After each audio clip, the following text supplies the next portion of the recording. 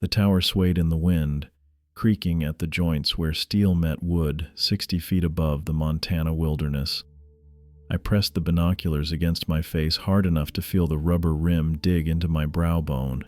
Down below, the tree line ran unbroken for miles, lodgepole pine and Douglas fir standing dark against the snow. I wasn't looking for smoke. My breath fogged the lenses. I lowered them, wiped the glass with my sleeve, raised them again. The movement sent pain shooting through my left hand where the frostbite had taken the tips of my ring and pinky fingers down to raw meat 2 weeks back. Still healing. Probably always would be, the way Christina had described it. Permanent nerve damage, small price. The sun dropped toward the western peaks, turning the snow orange and the shadows between the trees deep blue, feeding time. They moved best in low light when the shapes of things got uncertain.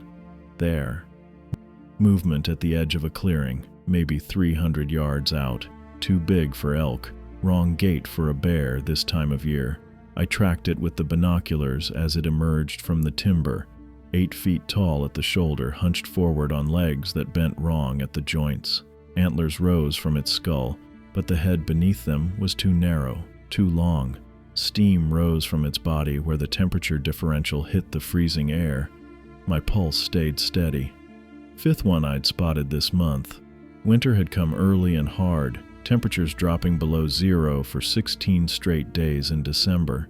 That's when they emerged. Starvation did something to people out here, something the old-timers had stories about, but most folks dismissed as folklore. I dismissed it too, right up until my employer had shown me the photographs and offered me $2 million for the first live capture. That was 4 years ago. I set the binoculars on the desk and pulled out my phone, thumbing through to the encrypted app, logged the coordinates, the direction of movement, estimated size. The thing disappeared back into the trees, heading northeast toward the drainage where I'd set 3 of my trap sites last week. I'd check them tomorrow. Tonight was for watching, mapping their patterns. You didn't survive this work by rushing in unprepared. The scars across my back tightened when I shifted in my chair, still healing too. 4 parallel gouges from shoulder blade to hip where the one from January had caught me before I'd gotten the second dart into its neck. I'd made it to the tower, barely, bleeding through my thermal layers and leaving a trail a blind man could have followed. Barricaded myself inside while it circled below for 6 hours, testing the support struts, shaking the whole structure until I thought the bolts would shear. I'd killed that one. Had to. Called it in as a grizzly attack, which the Forest Service bought because what else could they believe? That's when I knew I couldn't work alone anymore. Problem was, bringing in a partner meant exposure. Meant trusting someone else with knowledge that could get us both killed, by the creatures or by the people who wanted them kept secret. But the math was simple. I'd made 18 captures, cleared just over $30 million after equipment costs and Christina's consultation fees, could have retired to anywhere, done anything. But the government salary, the official position, that was the whole operation's foundation. Nobody questioned a Forest Service employee spending months in the backcountry. Nobody wondered why I had keys to restricted areas or why I requisitioned unusual amounts of medical supplies. The uniform was camouflage worth more than the paycheck, and I needed it to keep hunting. The heating unit kicked on, rattling against the wall. I stood and stretched, feeling every point of damage my body had accumulated. 35 years old, and I moved like a man twice that on cold mornings. The price kept going up. My radio crackled. "Espinoza, you copy?" Sean Morales. Right on schedule. He called every evening at 5, checking in on his remote stations. I picked up the handset. "Copy. How's the visibility up there?" "Clear, wind's picking up, but nothing concerning." "Good, good." He paused, and I heard papers shuffling on his end. "Listen, I need you to come down to the district office next week, Tuesday, say around 10? "What for?" "Just some administrative stuff, equipment inventory, expense reports. You know how it is." I knew how it was. Morales had been my supervisor for 3 years, and he'd never once asked me to come in for equipment inventory. We did that by email, same as everyone else working the remote towers. "Tuesday's not great," I said. "Weather's supposed to turn, and I've got maintenance scheduled on the generator." "Wednesday, then. This isn't optional, Matt." The edge in his voice was new. Morales usually kept everything smooth and bureaucratic, never pushed. I watched the tree line where the creature had vanished, calculating. "Fine. Wednesday at 10. Appreciated. Oh, and Matt, couple of folks from Regional might sit in. Nothing to worry about, just standard check-in stuff." He disconnected before I could respond. I set the radio down and stood at the window, watching darkness fill the valley. Regional didn't sit in on equipment inventory. Morales was circling something, had been for months now. Started with small questions about my absences, about why I spent so much time in areas outside my assigned zone. Then he'd noticed the gear, the reinforced climbing equipment, the custom rifle case, the medical supplies that went beyond any standard first aid kit. Last month he'd asked about the helicopters. I'd been careless, let them land too close to the tower, twice in the same week when I'd made back-to-back captures. Unmarked Blackhawks, military grade, the kind that didn't show up on civilian flight logs. They'd touched down just long enough to load the netted creatures into cargo holds before vanishing back toward the Canadian border. Morales had called that same evening, voice tight with questions he was trying to make sound casual. Who were they? What were they transporting? Did I have authorization for military aircraft in Forest Service territory? I'd told him it was a joint training exercise, some classified thing I'd been read into but couldn't discuss. Told him to file a formal inquiry if he had concerns, knowing the paperwork would disappear into whatever black hole my employers used for bureaucratic inconveniences. He'd gone quiet after that, too quiet. Now he wanted me in his office with regional observers. That meant he'd either pushed the inquiry further than it should have gone, or someone had pushed back in a way that scared him. Either option was a problem. I pulled out my personal phone, not the government one, and sent a single word to my handler. Exposure.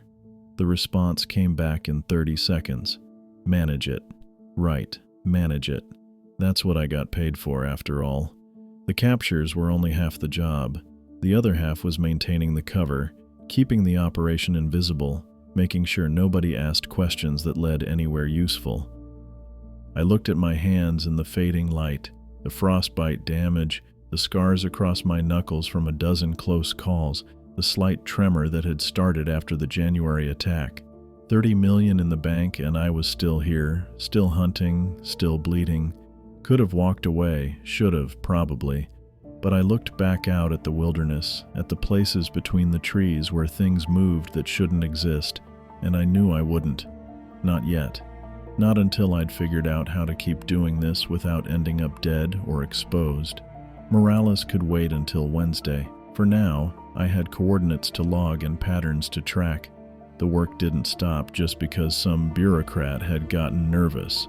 I sat back down and pulled up the maps on my tablet, marking the evening's sighting alongside the dozens of others I'd cataloged this season. The creatures were moving closer to the maintained trails, getting bolder. That meant more risk, but also more opportunity. Wednesday, I'd sit in Morales' office and feed him whatever story kept him satisfied. I'd done it before. Man had no idea what actually moved through these mountains, and I'd make sure he never found out. I drove the government truck down Highway 89 Tuesday morning, frost still coating the windshield edges at 9:30. Christina Coleman lived 40 minutes south in a cabin set back from the road, close enough to the reservation that her neighbors were mostly Blackfeet families who'd known her since she was young. The driveway was gravel and dirt, rutted from spring melt. Her cabin sat small and tidy against a backdrop of pines, smoke rising from the chimney. I'd been paying Christina consultation fees for 4 years, $500 per visit, $1,000 for detailed behavioral analysis, extra for anything that required her to review footage or photos, worth every cent. The old woman knew things about Wendigos that I'd never find in any government database or academic journal. She opened the door before I knocked. Must have heard the truck. "Matt." She stepped back, gesturing me inside. The cabin smelled of wood smoke and sage, warmth hitting my face after the cold drive. Shelves lined the walls, packed with books, jars of dried herbs, framed photographs spanning decades. A wood stove dominated the main room, heat radiating steady and strong. "Coffee?" "Yeah, thanks." She poured from a pot sitting on the stove's surface, handed me a chipped ceramic mug. We sat at her kitchen table, scarred wood worn smooth from years of use. I laid out my tablet, pulled up the maps with the sightings cataloged. 5 this month, all within 10 miles of the tower. They're moving closer to trails, and the last one I saw didn't spook when I used the spotlight. Christina leaned over the tablet, her dark eyes scanning the marked locations. She traced a pattern with one finger, the beadwork on her bracelet clicking softly.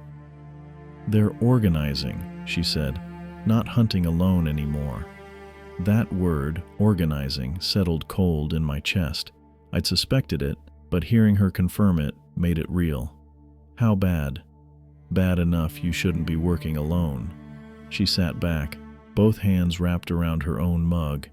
My grandmother told stories about times when the Wendigo moved in groups, coordinated. Those were seasons when whole families disappeared, when trappers vanished and hunting parties never came back. I thought about the creature from January. 6 hours it had circled my tower, testing the structure, learning. That wasn't simple predator behavior. "I need backup," I said. Christina nodded. "Someone who knows the land, who understands what they're facing." I studied her for a moment. 73 years old, compact and sturdy, a lifetime of traditional knowledge in her head. For maybe 30 seconds I actually considered it, bringing her into the field, having someone with real expertise instead of just muscle. Then reality settled back in. She couldn't climb 60 feet to a tower platform, couldn't haul trap equipment through 3 miles of snow, couldn't run if something went wrong, and I needed someone who could do all that, someone expendable. The thought came clean and cold. I needed a body to handle the preliminary work, the dangerous positioning, the first contact. Someone I could afford to lose. "I'll find someone," I said. Christina's eyes stayed on me, steady and knowing. She didn't ask what I meant. Peterson's Hardware occupied a sagging building on Main Street in Browning, the kind of place that sold everything from nails to fishing line to propane tanks. I'd stopped there before for basic supplies, always paid cash, never made conversation beyond necessary transaction talk.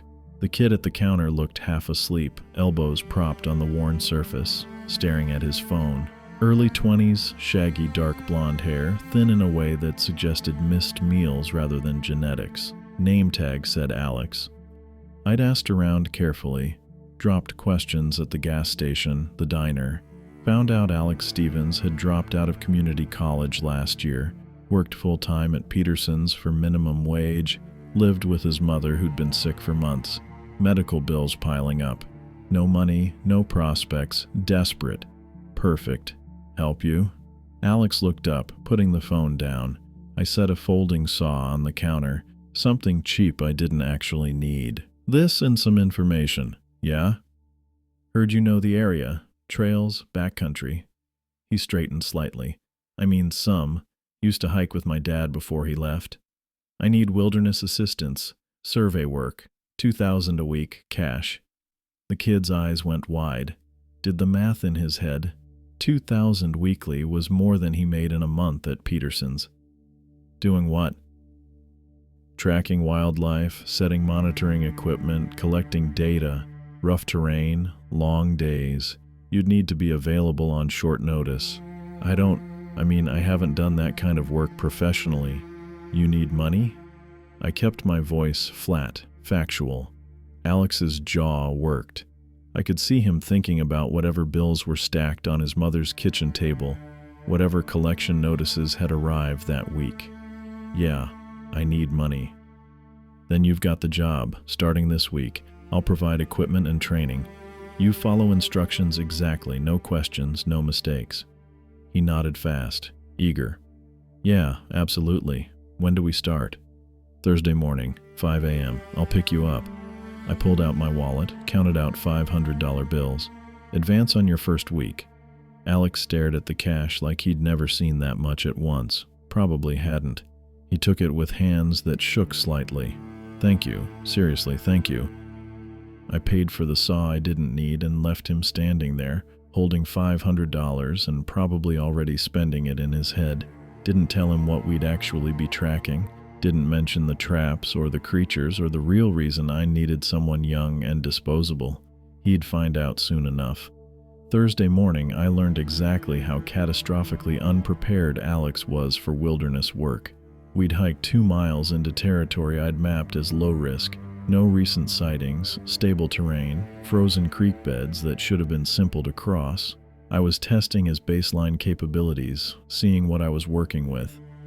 The kid couldn't read a compass, didn't know how to layer clothing properly, walked too loud, breathed too hard, complained about the cold every 15 minutes.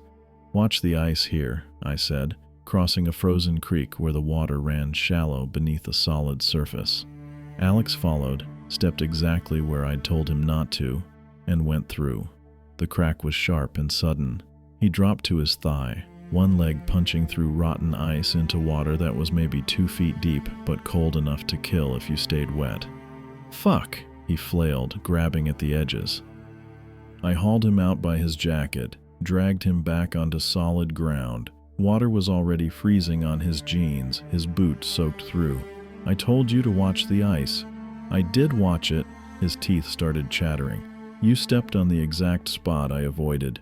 I pulled off my pack, yanked out an emergency thermal blanket and dry socks I'd brought because I'd expected something like this. "Strip, dry off, change." He fumbled with his jeans, hands shaking from cold and probably embarrassment. I turned away, scanned the tree line more from habit than actual concern. Nothing moved in the winter bare branches. "I'm sorry," Alex said behind me. "I'm really sorry." "Being sorry doesn't matter. Being dead matters." I gave him 10 minutes to change and warm up. Then we hiked back. The training expedition had lasted less than an hour. That afternoon, I drove to Kalispell and spent $6,000 on gear. High-end thermal layers, insulated boots rated to 40 below, a proper winter parka with sealed seams, waterproof pants, technical gloves, a headlamp, a real pack with proper weight distribution. Everything Alex needed to not die from his own incompetence. More than the kid probably earned in a year at Peterson's Hardware. I loaded it into the truck bed and drove back to Browning. Alex opened his front door looking miserable, still wearing the damp clothes from earlier. The house behind him was small and dim, smelling of illness and stale air. "Gear's in the truck," I said. "Try it on. Make sure it fits." He came outside, stared at the equipment laid out in the bed. Picked up the parka, checked the tag, went pale. "I can't afford this." "You don't pay for it. I need you functional, not frozen. This is thousands of dollars of stuff." "Yeah, don't lose it." Over the next 2 weeks, I taught him the absolute basics: how to move quietly, how to read tracks, deer, elk, wolf, nothing exotic yet, how to handle the rifle I'd given him, a reliable Remington 700 with a scope he'd need years to use properly. Alex was clumsy and slow and asked too many questions, but he showed up every time I called, hiked until his legs shook, practiced shooting until his shoulder bruised from recoil. And when I pushed him, when I told him he was worthless, that he'd never make it, that I'd wasted my money, something shifted in him. The nervous eagerness hardened into stubborn determination. "Again," he'd say, lining up another shot. The hierarchy settled into place naturally. I gave orders. Alex followed them. He called me sir sometimes, which I didn't correct. He watched me constantly, trying to learn, trying to prove himself worth the money I was paying him. I didn't tell him what we'd eventually be hunting. Didn't show him the trap designs or explain the scars on my back or mention the creatures I'd cataloged moving closer to maintain trails. He was a tool now, expendable, useful, and completely unaware of what he'd actually signed up for. That was exactly how I needed him.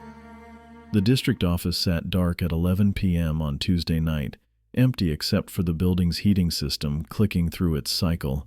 I'd parked the government truck 3 blocks away and walked through alleys, carrying nothing but a folding knife and a pen light between my teeth. Morales' office lock took 40 seconds.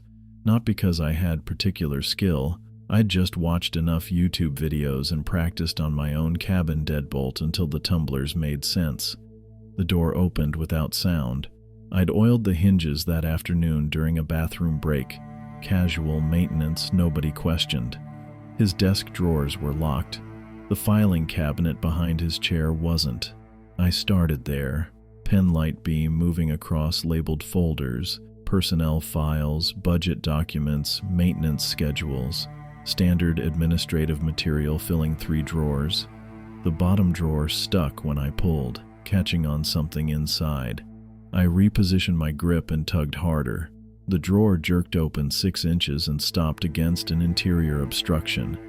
Reaching inside, my fingers found a metal case wedged vertically behind the hanging folders. I extracted it carefully. Fireproof document box, combination lock on the front, heavier than it should have been. The lock was cheap hardware store quality. I twisted my knife tip into the seam and pried. The latch bent and popped. Inside were files, dozens of them. The first folder I opened contained a typed report dated 1973, witness statement from a trail crew supervisor describing an encounter with what he called something that wasn't an animal near Logan Pass. Attached photographs showed tracks in snow, elongated prints with too many joints in the toes, stride length marked at over 7 feet. Someone had written measurements in the margins with a ruler placed for scale. The second folder held a collection of missing persons reports from 1981 through 1987. 15 hikers, all experienced, all vanished in winter months within a 12-mile radius. Notes in Morales' handwriting connected the disappearances to reported sightings of abnormal wildlife in the same areas. He'd mapped the locations, drawn circles around clusters, calculated probability ranges. I sat in his chair and worked through the entire box. 50 years of documentation, incident reports, witness interviews, photographs of tracks, of kill sites, of trees stripped and marked at heights no bear could reach. Internal memos discussing containment protocols and civilian exposure management. A 1996 letter from Regional Command instructing district supervisors to redirect inquiries about unusual predator activity to a specific phone number, now disconnected. Morales hadn't stumbled onto suspicious activity. He'd inherited a surveillance operation that predated his career. The oldest document was a handwritten journal entry from 1962, photocopied and preserved in plastic. The author described tracking something through winter woods that walked upright but wasn't human, that left prints showing anatomical impossibilities, that watched his camp from the darkness and vanished when he fired his rifle toward the eyes reflecting his firelight. The entry ended with a sketch, crude but recognizable. Hunched shoulders, elongated skull, branching antlers. I photographed every page with my personal phone. Took me 90 minutes.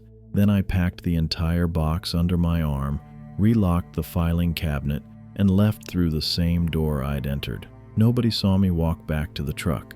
Nobody knew until Morales discovered the break-in Thursday morning, 2 days after I'd already decided not to attend our scheduled meeting.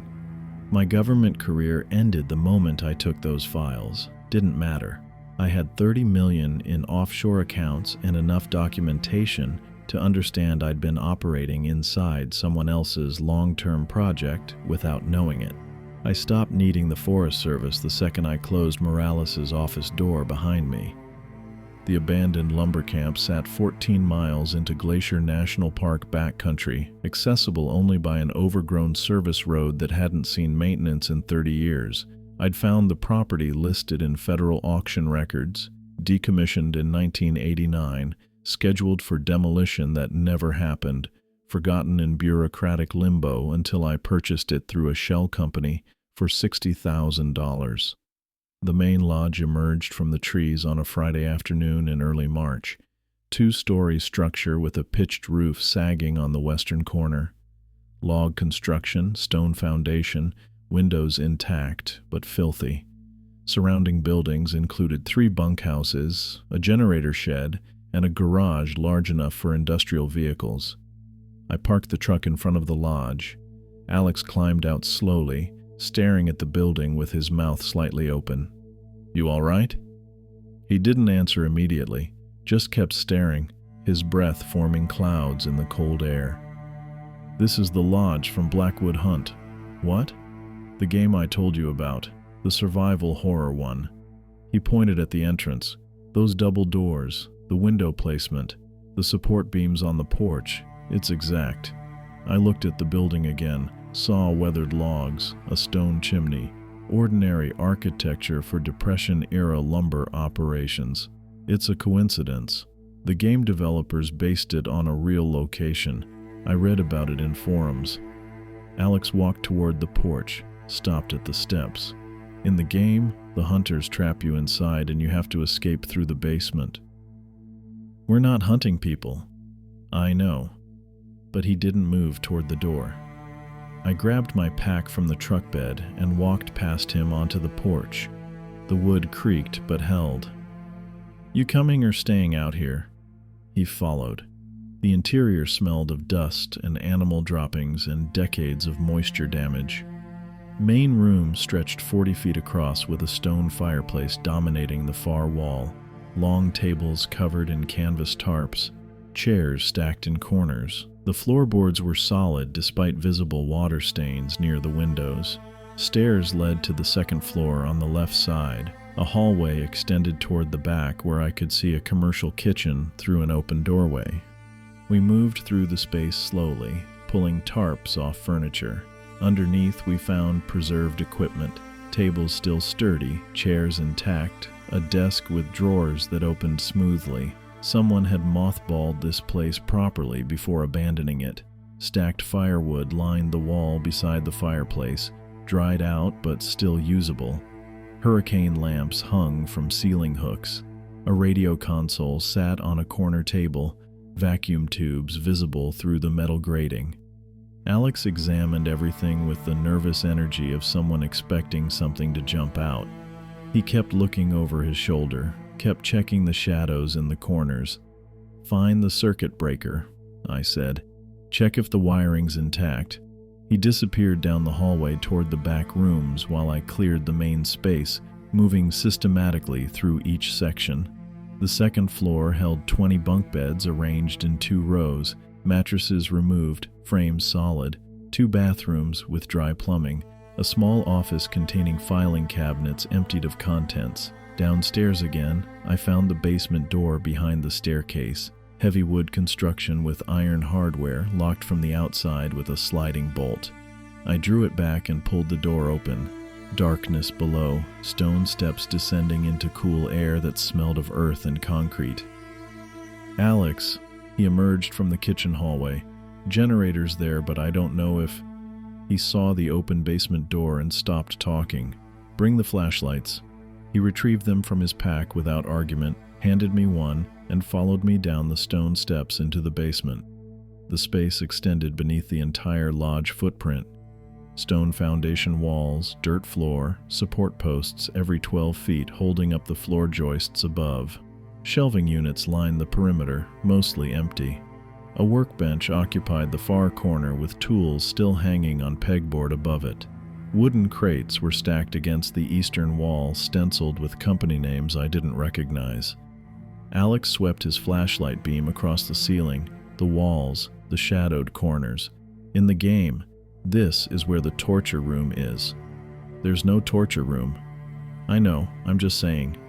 But his light kept moving, kept searching. I walked the perimeter, examining the foundation. Solid stonework, professionally laid, no cracks or settling damage. The workbench held hand tools, saws, hammers, planes, all surface rusted but intact.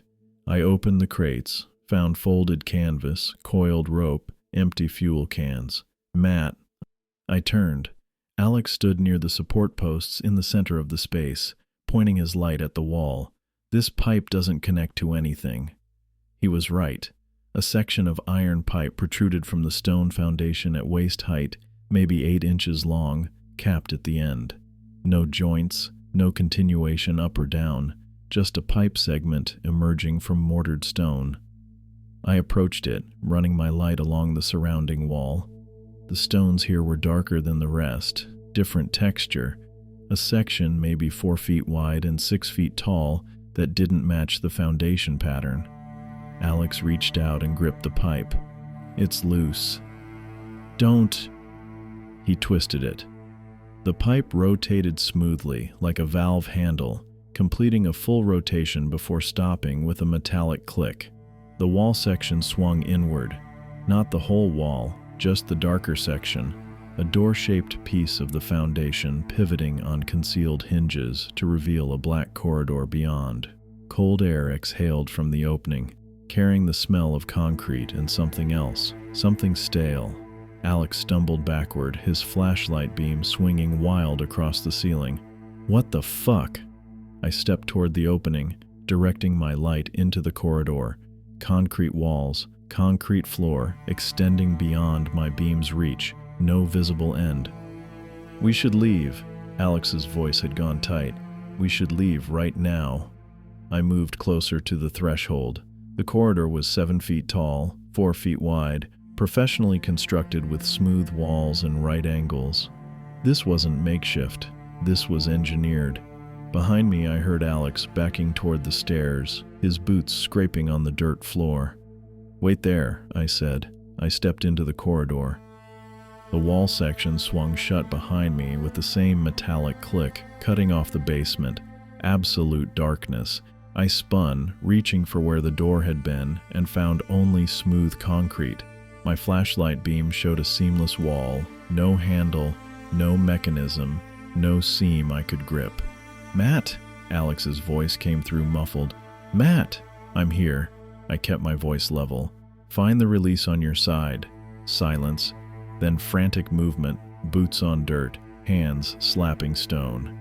There's nothing. There's just wall. It's just fucking wall. My light found a metal plate mounted on the corridor wall 3 feet from the sealed door. A lever protruded from it, currently in the down position. I gripped it and pulled up. The mechanism engaged with a clunk and the wall section swung outward. Alex stood frozen in the basement, flashlight pointed at the opening, his face pale enough that I could see it clearly in the reflected beam. Found it, I said. He didn't move, didn't speak. The nervous energy that usually kept him bouncing had disappeared entirely, replaced by the rigid stillness of someone confronting something their brain couldn't categorize as safe. I stepped back into the basement. We're checking it out. No. Yes. Matt, this is... He gestured at the open corridor. This is wrong. This whole thing is wrong. The building, the hidden door, the underground. Which is why we're checking it. I walked back to the corridor entrance. You can wait up here if you want. 30 seconds of silence. Then Alex moved toward me, each step deliberate, his flashlight gripped in both hands. We entered the corridor together. I pulled the wall section closed behind us, hearing it seal with that same mechanical precision. The lever on this side was identical. Metal plate, simple mechanism. I tested it twice, confirming we could exit. Then we walked deeper. The corridor extended 40 feet before branching. Left and right passages, both identical concrete construction. I chose left arbitrarily. 20 feet ahead, another branch, then another. The space revealed itself slowly. Not a corridor, but a network. A complex. Multiple levels indicated by stairs descending at regular intervals. Rooms branching off the main passages. empty except for concrete furniture built into the walls, benches, shelves, what might have been bunks. Our flashlight beams swept across markings stenciled on the walls at intersections, numbers and letters in military formatting, direction arrows, warning symbols I recognized from hazmat training. We didn't speak, just walked deeper, taking turns at random, descending when we found stairs, mapping nothing because neither of us had thought to bring materials for marking our route. Behind us, maybe 50 feet back down the corridor we'd just traversed, I heard the mechanical clunk of the entrance mechanism engaging, the sound of the wall section sealing shut. Alex heard it too. His flashlight beam swung back toward the sound, illuminating empty concrete corridor. "We didn't touch it," he said. "I know.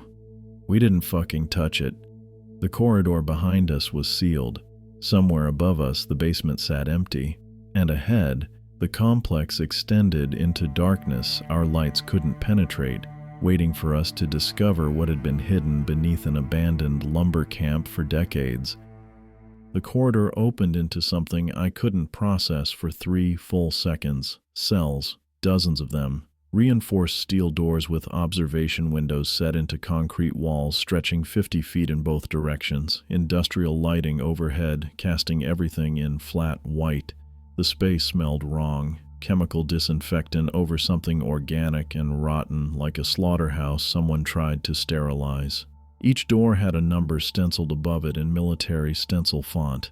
Digital readouts beside each frame displayed temperature, pressure, something labeled metabolic index.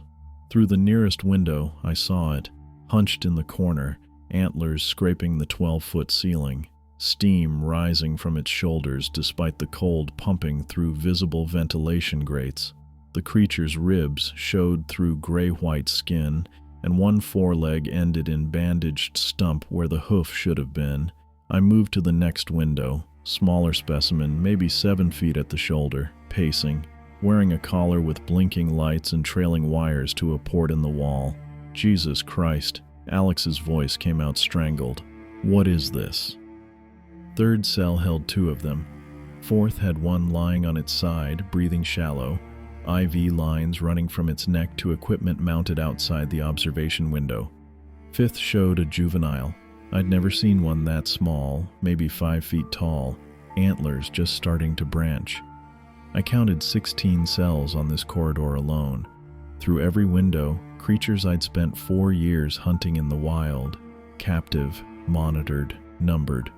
My hands went cold despite the gloves, the helicopter pickups, the 2 million per capture, the encrypted coordinates I'd been sending for 4 years.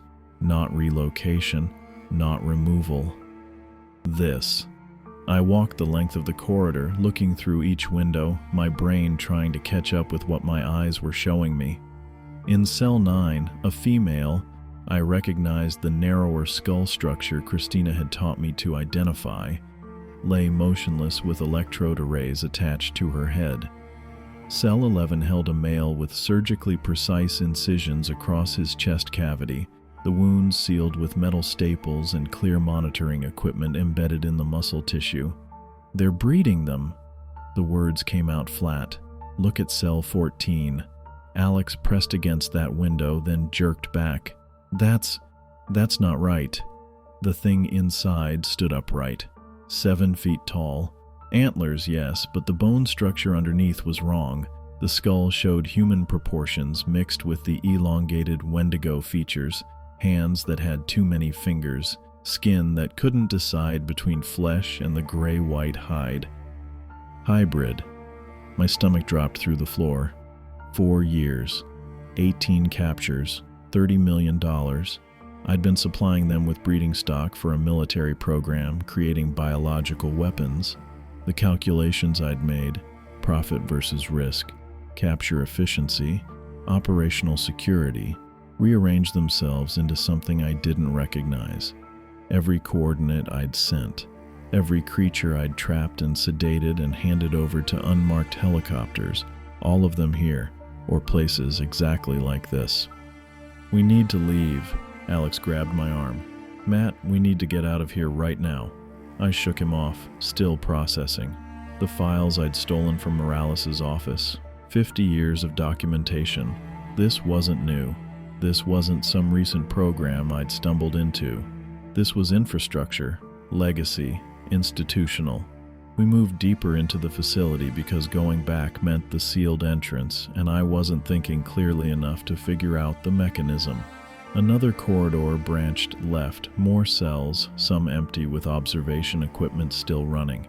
One held what looked like tissue samples in refrigerated containment.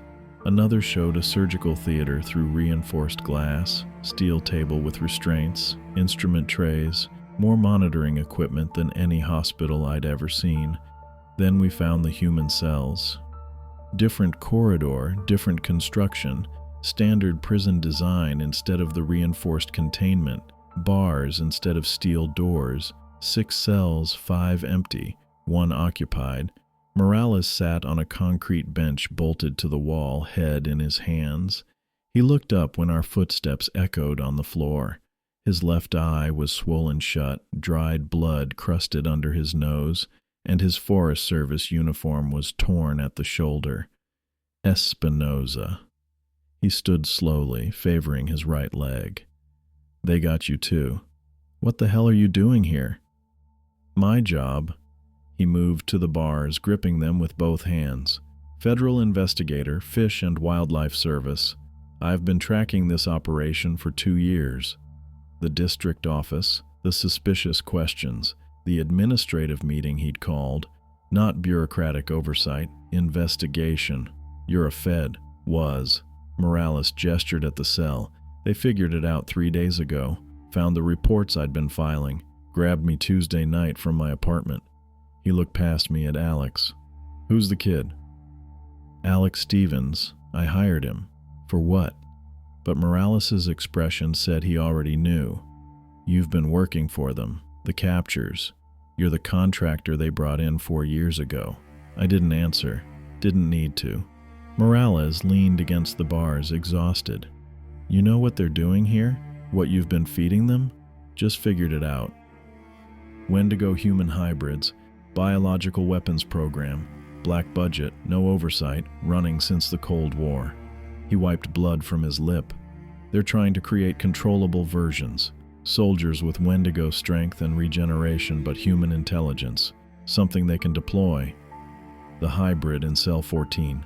Generation 7, they've made it that far. Unstable, can't survive more than 3 weeks, goes feral within days, but they're getting closer. Morales met my eyes. Every specimen you brought them advanced the research, better genetic material, breeding pairs. You gave them everything they needed. $30 million. That's what I'd earned supplying monsters for a weapons program. The math didn't work anymore, couldn't make it balance. They're going to kill me, Morales said. Can't let a federal investigator walk out of here. Probably tonight, maybe tomorrow. Depends on when their cleanup team arrives. The alarm hit before I could respond, a shrieking electronic wail that came from everywhere at once, speakers mounted in the ceiling, echoing off concrete until I couldn't think. Red lights started rotating at every intersection, painting everything in stuttering crimson. Security sensors, Morales shouted over the noise. Motion detectors in unauthorized zones. They know you're here. My hand went to my phone automatically. No signal this deep, but the photos of Morales' stolen files were still there. Evidence, documentation, 50 years of cover-up. 2 choices. Walk away, find the exit, get to the surface, disappear. I had 30 million in offshore accounts. New identity would cost maybe 200,000, gone within a week. The organization would clean up Morales, probably Alex too if they caught him. Business as usual. My career continues, just with a different employer eventually. Or burn it down, free Morales, get him and his evidence to whoever he'd been reporting to, expose the program, destroy my income, my safety, probably my life.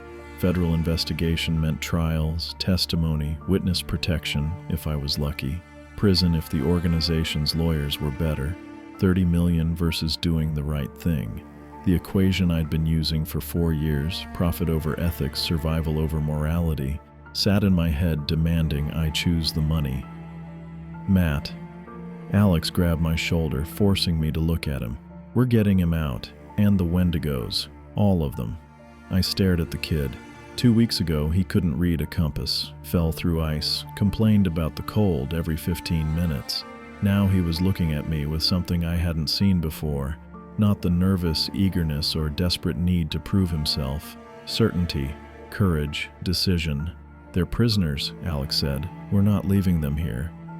I pulled the fire alarm lever on the wall outside Morales' cell. Not because it'd summon help, whoever ran this place already knew we were here, but because every containment facility I'd ever seen had protocols. Fire meant automatic door releases, safety overrides, the system protecting people from flames instead of keeping specimens locked down. The alarm added a different pitch to the security wail already echoing through the corridors. Alex flinched at the sound but didn't argue. Kid had declared we were rescuing everyone. Time to see if he understood what everyone actually meant. I moved back toward the containment wing at a jog, Alex keeping pace beside me, our boots hitting concrete in matched rhythm. The cells stretched ahead with their observation windows and digital readouts, and I stopped at the control panel mounted between cells 1 and 2. Touchscreen interface, password protected, but the fire alarm was already doing its work. Red text flashing across the display. Emergency protocols engaged. Manual override available. I pressed the override. Every lock in the corridor disengaged with synchronized metallic clunks that I felt through the floor. The doors didn't open, just unlocked, waiting. Cell 9's door moved first. The female with the electrode array pushed it open slowly, her elongated head tilting as she processed the absence of barriers. Steam rose from her body in the cooler corridor air. She stepped into the hallway on legs that bent wrong at the joints, and her eyes, too large, too dark, fixed on me. I'd captured her in January, tracked her for 6 days through a blizzard, used 3 different trap configurations before finding one that held. She'd screamed when the helicopter's cargo net lifted her off the ground, a sound that wasn't animal or human but something worse than both. She remembered. I could see it in how she went still, nostrils flaring as she caught my scent. Back up, I told Alex. Didn't take my eyes off her. Slow, don't run. Cell 7 opened next. The male with the bandaged stump lurched into the corridor, favoring his remaining 3 legs. Then Cell 11, the one with surgical incisions and embedded monitors. Cell 3, Cell 14 with the hybrid that moved wrong, its too many fingers scraping against the door frame.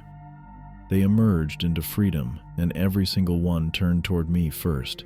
Made sense. I smelled like the mountains, like the traps, like the moments before the nets fell and the tranquilizers hit, and everything they knew ended. The female from Cell 9 took a step forward. Her antlers scraped the ceiling, creating a grinding sound that set my teeth on edge. The hybrid clicked its throat. Not quite a growl, not quite speech, just hunger and recognition and fury compressed into sound. Then footsteps hammered down the eastern corridor. Multiple sets, fast and coordinated. 4 guards rounded the corner in tactical gear. Body armor, helmets, rifles with mounted lights that cut through the red emergency glow. The lead guard saw the open cells and stopped so fast the man behind him collided with his back. Containment breach. He brought his rifle up. Lethal authorization. The female from Cell 9 covered 20 feet before he finished the sentence. She moved faster than anything that size should move, her body unfolding from a crouch into a sprint. That was all wrong angles and impossible leverage. The guard fired twice, center mass shots that would have dropped a bear, but she hit him like a freight truck with legs, her weight driving him into the concrete wall hard enough that his helmet cracked against the stone.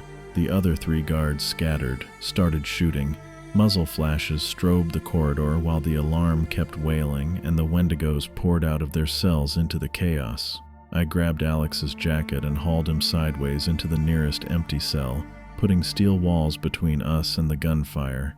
Through the observation window, I watched the male with the bandaged stump corner a guard against the control panel, antlers lowering. Watched the hybrid from cell 14 move with disturbing intelligence, flanking around behind two guards trying to establish a defensive position. "We need to move." Alex's voice came tight but steady. He wasn't panicking. "Good. They'll send more." "Let them." I checked the corridor through the window. The guards were losing. Badly. One down and not moving. Two retreating toward the eastern exit while firing controlled bursts that barely slowed the creatures advancing on them. "Every guard here is one less between us and the exit." Alex pulled out his phone. Screen glow lit his face blue-white in the cell's dimness. "The facility layout. It's almost exactly the same as Blackwood Hunt. Same corridor structure, same cell configuration. If the game used this place as reference, then what? Then the security station is 2 levels up, northeast corner, master controls for every door, camera system, ventilation." His thumb moved across the screen, pulling up something. A wiki page, floor plans, and there's a secondary exit past the surgical wing. I'd been hunting Wendigos for 4 years, using knowledge earned through scars and frostbite and hours studying their patterns.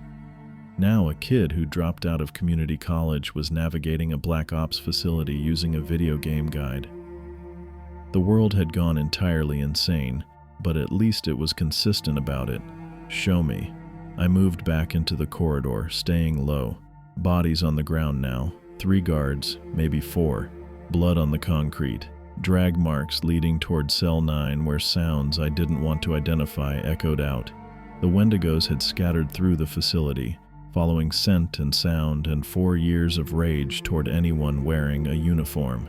We ran northeast, Alex checking his phone every intersection while I watched our flanks.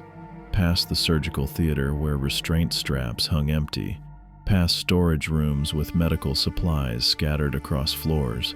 The alarm kept screaming, and somewhere deeper in the complex automatic gunfire rattled in sustained bursts that cut off abruptly. The stairs took us up 2 levels into a corridor with better lighting and ventilation. Command section, admin. We found the security station behind a door marked Authorized Personnel, which meant nothing now that authorized personnel were being hunted through their own facility by the specimens they'd been experimenting on. Alex opened the door. Inside, 12 monitors showed different sections of the complex in grainy black and white. Containment wing, empty cells, bodies, surgical theater, 2 Wendigos destroying equipment with methodical violence. Main entrance corridor, researchers in lab coats running toward the exit while something hunched and antlered stalked behind them. And the surface view, night sky. Snow-covered ground around the lumber camp's buildings, 3 helicopters descending with searchlights cutting white columns through the darkness, their rotors throwing up snow in horizontal sheets. My employers had arrived, the people who'd paid me $2 million per capture over 4 years, who'd smiled and shaken my hand and transferred money to offshore accounts while building this nightmare in secret. Alex pulled up the facility schematic on the security computer. Secondary exit leads to the generator building. Tunnel runs 200 yards, comes up inside the shed foundation. They'll have people there too. Yeah, he met my eyes. But we're not staying here. No, we weren't. I'd spent 4 years following orders, asking no questions, taking money and telling myself the creatures were being relocated somewhere safe. Telling myself I was managing a problem, protecting hikers, doing necessary work. I'd been feeding a machine that turned living things into weapons, and I was done. I grabbed one of the radios from the security desk, switched to the frequency I'd used for 4 years of pickup coordination, pressed transmit. "This is Espinoza. Operations compromised. Specimens are loose. Facility is lost. I set the radio down without waiting for response. Alex stared.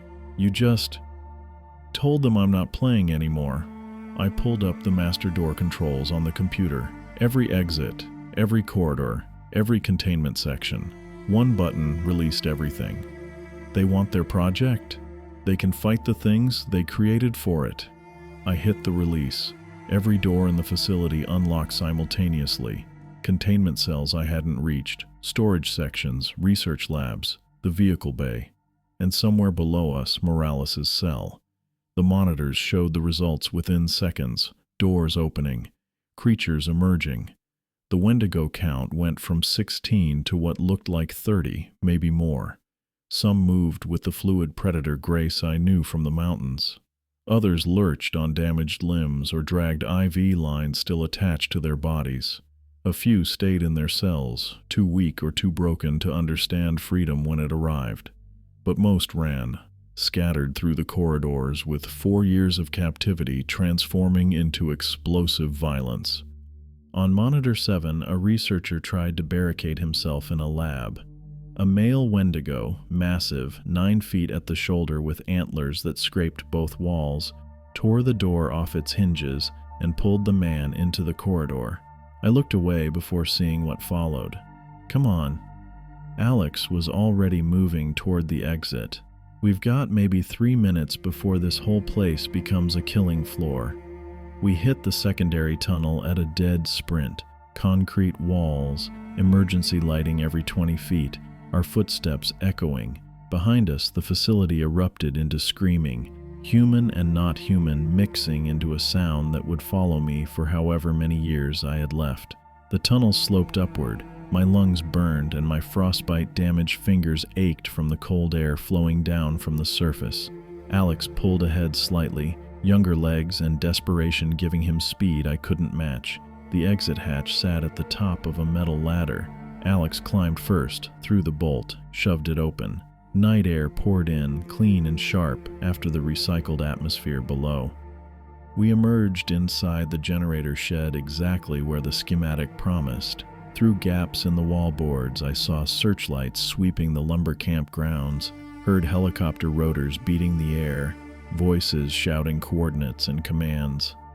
I pushed open the shed door and stepped into the chaos. All 3 helicopters had landed in the clearing between the lodge and the bunkhouses. Armed personnel in unmarked tactical gear fanned out from each bird, maybe 20 operators total. Searchlights from the helicopters turned the night into stuttering daylight, shadows swinging wild as the beams tracked movement. The main lodge entrance, the one leading down to the basement and the facility beyond, had guards posted. 4 men with rifles watching the door. They should have been watching the windows. Glass exploded outward from the second-floor bunk room as a Wendigo launched itself through the frame. It hit the ground already running, its body absorbing the impact with barely a stumble. The guards spun and opened fire, but the creature was past them before they could adjust aim, disappearing into the tree line at a speed that made my tracking work look pathetic in retrospect. More windows shattered.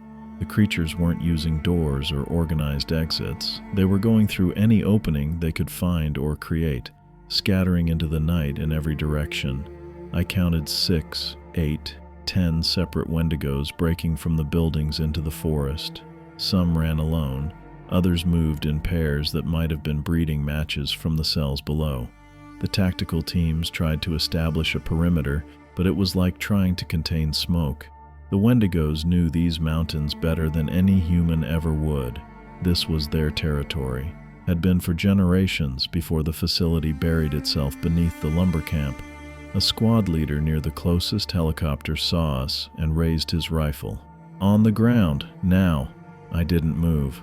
4 years I'd followed orders from these people, captured specimens on command, delivered living creatures into torture disguised as research. No. Alex stepped up beside me, didn't say anything, just stood there, visible and defiant in the searchlight glare. The squad leader's radio crackled, a voice I didn't recognize. We have multiple breaches, facility is compromised, containment protocol is failed, Authorize immediate termination of all specimens and witnesses.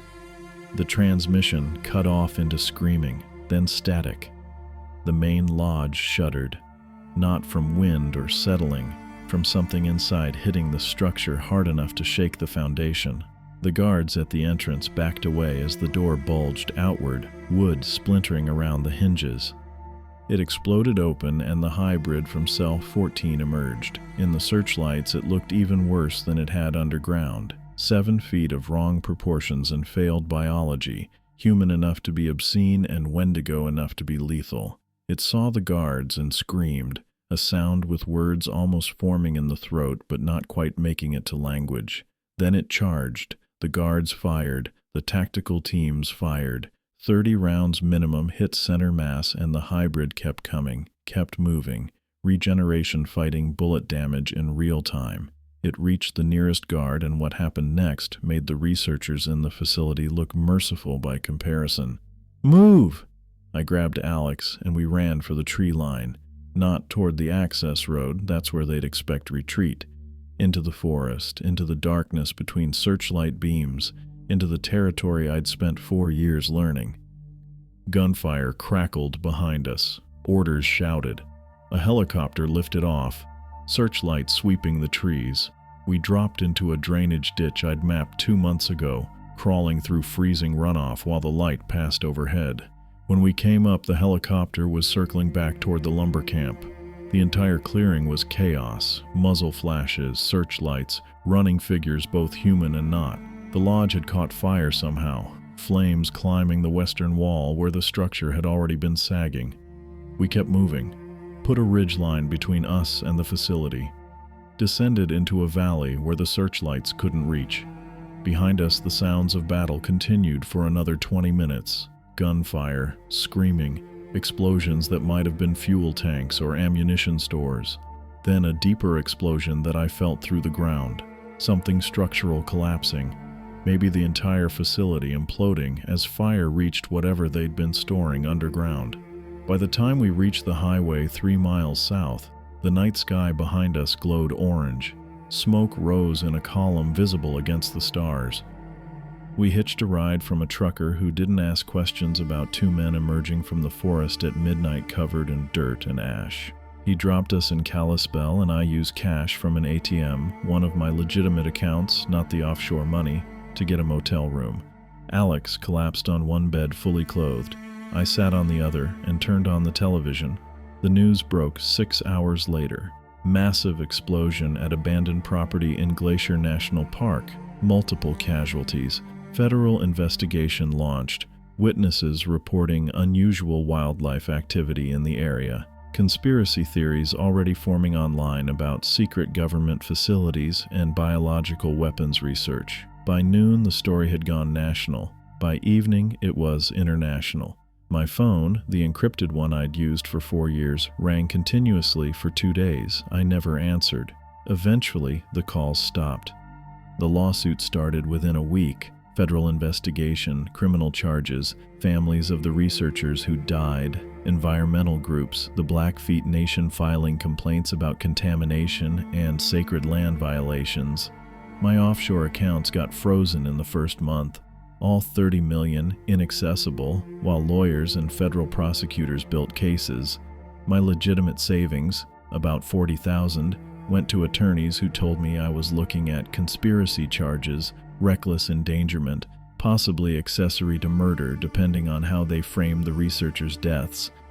I sold my truck, sold my gear, moved into a studio apartment in Missoula that smelled like mildew and old carpet. The money was gone, the career was gone, my anonymity was gone. My face appeared on enough news broadcasts that I couldn't walk into a grocery store without recognition. But the weight I'd been carrying for 4 years, the one that had settled across my shoulders with each capture and grown heavier with every helicopter pickup I'd watched disappear into the sky, that was gone too. I stood in my apartment 6 months after the facility burned, looking at eviction notices and legal summons scattered across a card table that served as my desk, and realized I could breathe properly for the first time since I'd taken the job. Turned out freedom didn't require money, just required stopping. Morales spent 8 months in federal hospitals recovering from what they did to him in that cell before he could testify. Broken ribs, shattered kneecap, internal bleeding they'd ignored for 3 days. But his memory worked fine. He'd hidden copies of everything: witness statements, track photographs, procurement records, financial transfers going back to 1962. The investigators he'd been feeding information to for 2 years had enough to build cases against 47 people across 3 agencies and 2 private military contractors. The trials started in spring. I watched some of it on the news from my studio apartment in Missoula, volume low, sitting on the edge of my mattress with eviction notices stacked on the kitchen counter. They showed the lead researcher in handcuffs, the procurement officer, the helicopter pilots, 3 Forest Service administrators who'd been routing funds. Morales sat at the prosecution table in a suit that didn't fit right anymore, thinner than he'd been, walking with a cane. His testimony lasted 6 days. He had documentation for every specimen delivered, every payment authorized, every experiment conducted in those underground rooms. The organization collapsed in sections. First, the funding disappeared when congressional committees froze the black budget accounts. Then the personnel scattered, some to prison, others to house arrest, a few who cut deals for reduced sentences. The facility itself got sealed by the Army Corps of Engineers. They poured concrete down every access point, collapsed the tunnels, bulldozed the lumber camp buildings, and posted federal warning signs across 40 acres. I read about it in newspapers I bought from gas stations, standing in parking lots in March wind, scanning articles that never mentioned my name. They'd given me immunity for cooperation. I'd spent 11 hours in a federal building in Helena answering questions, describing the captures, identifying people from photographs, explaining the payment structure. They already had my phone with all those pictures of Morales' stolen files. That evidence proved I'd tried to understand what I was part of, even if I'd done it 4 years too late. The prosecutor called it the largest illegal bioweapons program on domestic soil since World War II. 70 years of continuous operation, hundreds of specimens, genetic experimentation across 3 generations of researchers, all of them believing they were serving national security. Morales' evidence dismantled it completely, but none of that mattered to Alex. He'd taken the hit 30 feet from the tree line during our escape when that hybrid from Cell 14 came through the lodge window and the tactical teams opened fire. We were running through crossfire. My decision, my route choice. A round meant for the hybrid caught Alex in the lower back, angled up through his abdomen. He went down hard on frozen ground, and I grabbed his jacket, hauled him up, kept him moving while blood soaked through his expensive thermal layers. Made it to the drainage ditch, made it half a mile into the forest. He collapsed against a pine tree and couldn't get up again. I did what I could with the first aid training I had. Pressure on the wound, elevation, kept him warm with my jacket over his. But I could see the blood, too much of it, too dark. His breathing went shallow. Shock set in fast, shaking, pale skin, unfocused eyes. "We're getting out," I told him. Believed it when I said it. He died 20 minutes later, still conscious almost to the end. Kept apologizing for slowing me down. Asked if his mother would be okay, if someone would check on her. I promised I would. Meant it. Then he stopped breathing, and I was alone in the forest with his body and the sound of helicopters searching overhead. I stayed with him another 10 minutes. Couldn't leave immediately. Just sat there in the dark with my hand on his shoulder while his body cooled, thinking about how he'd grabbed my arm in that corridor and decided we were doing a rescue. How he'd been afraid of everything 2 weeks earlier. The cold, the ice, the rifle's recoil. But when it mattered, he'd chosen to help people he didn't know instead of running. Eventually, I had to move. Covered him with pine branches, marked the location on my phone, and kept going. Led the federal recovery team back to him 4 days later. They brought him out in a body bag, I attended his funeral in Browning, closed casket, his mother in the front row using an oxygen tank, maybe 30 people total. I paid for the service with what cash I had left, set up a fund for his mother's medical bills, emptied my last legitimate account into it, $12,000. Wasn't enough, but it was everything I had. She thanked me at the reception, holding my hand with both of hers, telling me Alex had said I was teaching him important things. I nodded and didn't correct her. Took me 4 months to find work again. Fire spotting, same as before, but different district. They assigned me to a tower in Lolo National Forest, 60 miles south of my old position. Legitimate employment this time. No side operations, no encrypted phones, just standard Forest Service wages, and a weekly radio check with a supervisor who asked about weather conditions and nothing else. I climbed that tower the first day of June and sat in the chair I'd sat in 100 times before, binoculars around my neck, scanning tree line at sunset. Didn't see any creatures, just forest. Pines and Douglas fir, natural shadows, normal wildlife. Deer at the clearing edge, ravens circling thermals. Nothing with antlers and wrong bent legs, nothing 8 feet tall, nothing that steamed in cool air. Should have been a relief. Instead, I kept scanning, kept watching, knowing what could be out there and what I'd helped create. Alex showed up in my head at strange times, not like a ghost, just memory. I'd be logging weather data and remember him asking 17 questions about cloud formations, or checking equipment and see him struggling with the rifle, shoulder bruised from recoil, asking to try again. The determination in his voice when he said we couldn't leave prisoners behind. I'd trained him as a tool, expendable assistant for dangerous work, someone to send into situations I wanted to avoid. Never told him what we were actually hunting until he saw the cells himself. He'd figured it out anyway, processed the truth in about 10 seconds, and immediately chose the harder right thing over the easier wrong one. Better man than me. Proved it when it counted. I tried to let that balance something. Tried to believe his choice mattered more than my intentions. Most days, I couldn't make the math work. 3 weeks into the new position, I got a call from Christina. She'd seen the news, followed the trials, heard about Alex through reservation connections. We met at her cabin on my day off. Same wood stove, same coffee, same scarred table. "You're different," she said, studying my face. "Yeah. Lighter, like you put something down." I turned the coffee mug in my hands. Chipped ceramic, same one as before.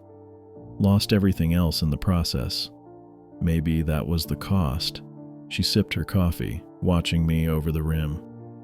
"My grandmother said the Wendigo doesn't just eat flesh.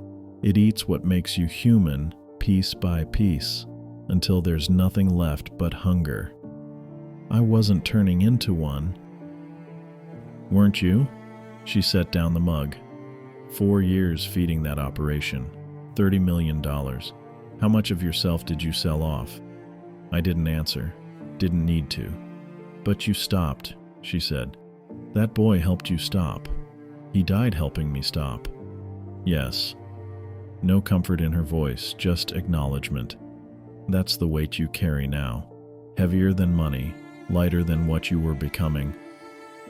We sat quiet for a while. The wood stove ticked and settled. "Some of them got out," I said finally. "The hybrids. I saw at least 3 break through the perimeter and scatter into the forest." Christina nodded slowly.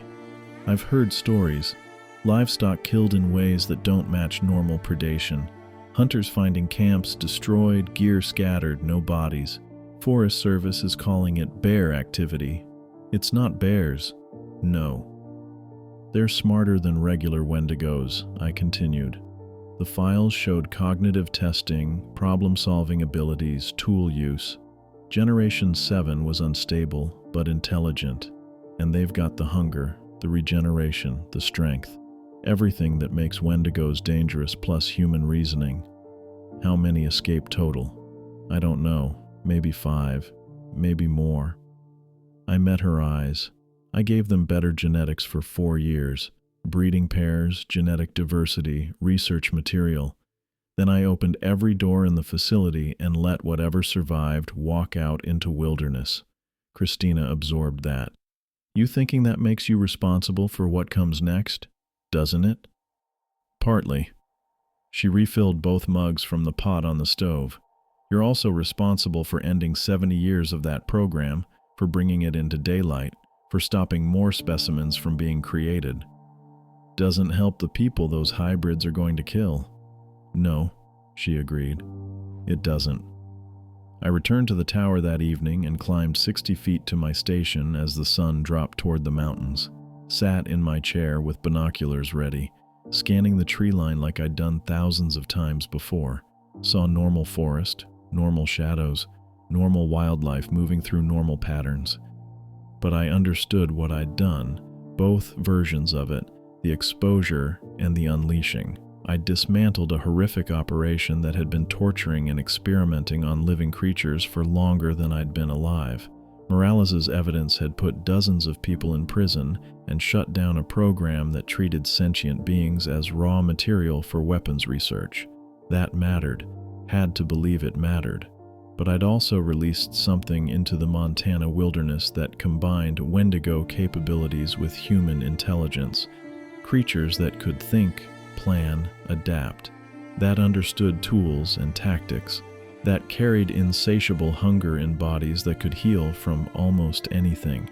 They were out there now, somewhere in millions of acres of forest, hunting, learning, possibly breeding. I'd stopped one nightmare and potentially started another. The weight of Alex's sacrifice sat in my chest every time I scanned the tree line. His choice to help, his death in the escape, his belief that doing the right thing mattered even when it cost everything. I carried that now, along with the knowledge that some hybrid creatures were loose in the wilderness with enhanced intelligence and hunger that would never stop. Both things were true. The exposure and the unleashing, the end of one horror and the beginning of something maybe worse. I kept watching the forest as darkness fell, binoculars steady in my hands, knowing I'd spend the rest of my life looking for shadows that moved wrong.